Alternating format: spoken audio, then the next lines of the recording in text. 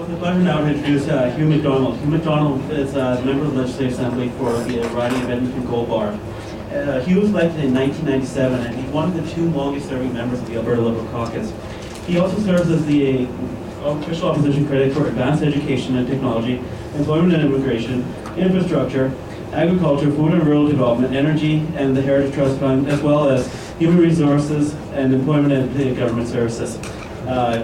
I don't know if I should call you the minister of everything at this moment.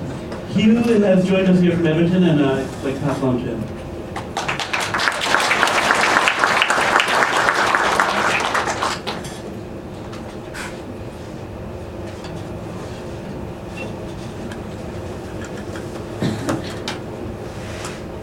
Good evening. Thank you very much for inviting me to participate in your panel tonight. I'm an Alberta Liberal, and I'm proud to be an Alberta Liberal.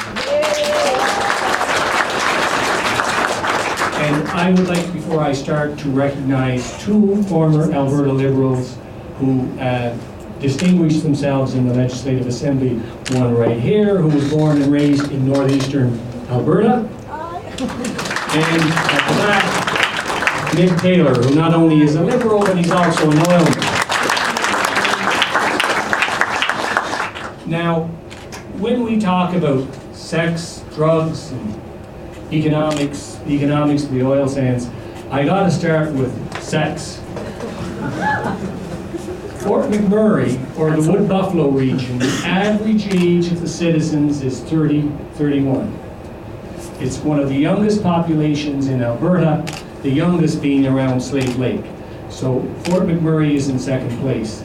But last year, there were 1,220 newborns in Fort McMurray. Someone up there is not working enough overtime, and they have enough time in the winter. Someone is having sex in Fort McMurray. Now, drugs. I make my living currently in the Legislative Assembly. Many of you may not be aware that there's alcohol and drug testing in Fort McMurray.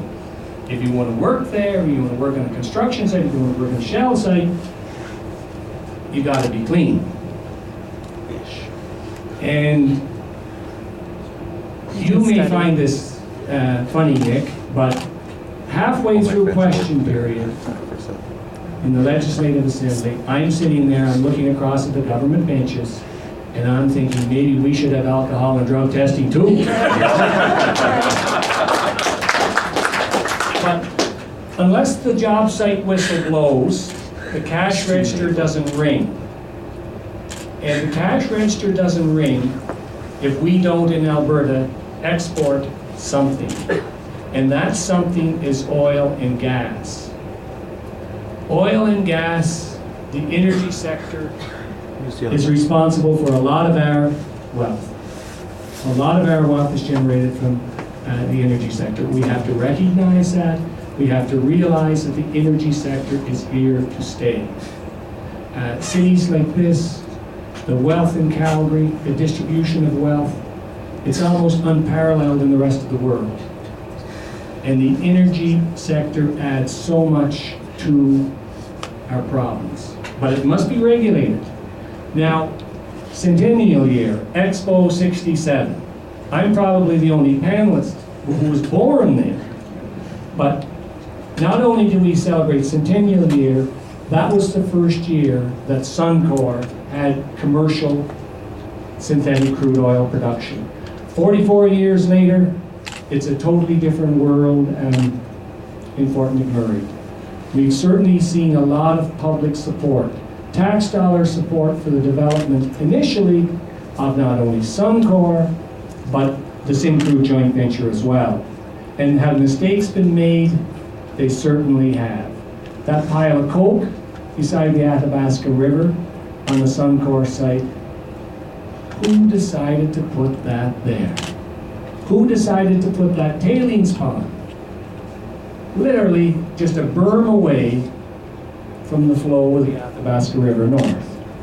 Mistakes have been made, but certainly, and Mr. Todd Hirsch spoke about this, there is a demand for our oil. We're a safe, we're a secure supply of oil for the Americans. Should we divert some of that export capacity to Kitimat? I certainly think so. And I certainly hope I live to see that. Because right now we have all our export eggs in one basket. Now, do we need the revenue from synthetic crude? Are we getting enough in royalties? We certainly need the revenue. The price of natural gas has gone down. The amount we collect in royalties in the province has gone down significantly from natural gas. Natural gas used to give us $6, $7, $8 billion in royalties. It doesn't anymore. It's sad to report around $1 billion. But the government projects next year that we will have over 2 billion barrels a day of bitumen or synthetic crude oil production, and they anticipate at current prices that we're going to take in $5.5 billion. If we want to have a competitive tax regime, whether it's low corporate taxes or low personal taxes, the government has to get the revenue somewhere. And that is where, right now, government policy, we're going to get it from bitumen royalties.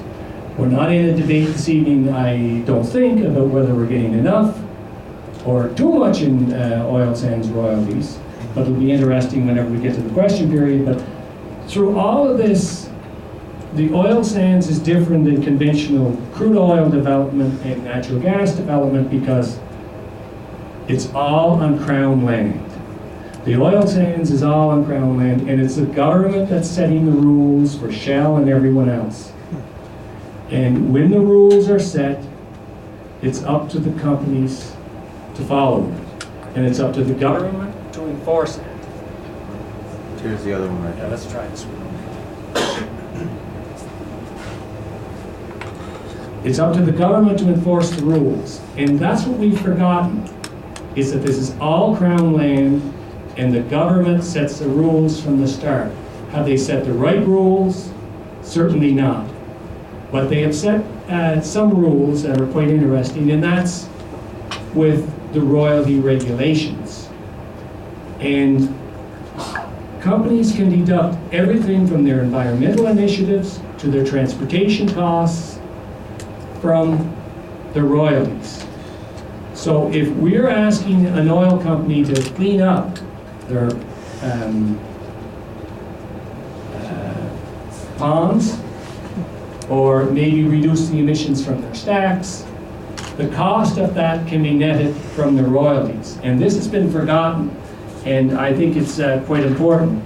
But the revenue generated from oil sands development not only benefits Alberta, but it also benefits other Canadian provinces. And there is certainly an economic and a political shift west. And Mr. Hirsch, he writes about that in the Globe and Mail frequently, and I would encourage you all to read it. But there's definitely a shift to the west. And one of the reasons why is because of oil sands development. Now, I think we should have more upgraders in this province, and I would differ with some of the panelists on why or how that should happen. But taxes, politicians like talking about taxes. 5% of upgrading taxes for upgraders would go to the municipality. 40% would go to the province. 55% would go to the feds. So everyone gets, in various sizes, a piece of that pie. And there should be more upgrading going on in this province. The province has a target, and unfortunately they're not meeting it. The Northwest Upgrader, the BRIC program, is a good start, but if no new upgraders are built, we are going to lose out. And I would like to quote from the Financial Post, November 2009, a Calgarian, I believe, Wilf Gobert, the chairman of the Calgary Economic Development, and he's also an energy analyst, and he states this: the export of Canadian bitumen, rather than higher quality upgraded oil, could become the greatest loss of economic value for any country in world history. End of quote. And I would like to note that Shell Canada here, all our bitumen production is upgraded in this province, right? Now, the royalty regulation, if we want to change the environmental rules or the laws, that is a deduction from the royalty. If we want to change transportation costs or the cost of shipping the diluent back to Alberta from the American Midwest, perhaps we should look at changing the royalty regulations to make it more economic for that to happen, the upgrading to happen in Alberta, not in the Midwest, not in Boulder, Texas, and that would also apply to the construction of the oil sands developments. Right now, Imperial Oil is looking at $250 million worth of steel fabrication work coming from South Korea, across the Pacific, up the Columbia River, up the Snake River, and then by truck through Idaho and Montana and up to Fort McMurray. Meanwhile, in Airdrie, there are steel fabricators idle, and also in the southeast sector of Calgary, as well as other areas across the province. And I don't think it's sound economic policy if we're going to develop these resources for Albertans to have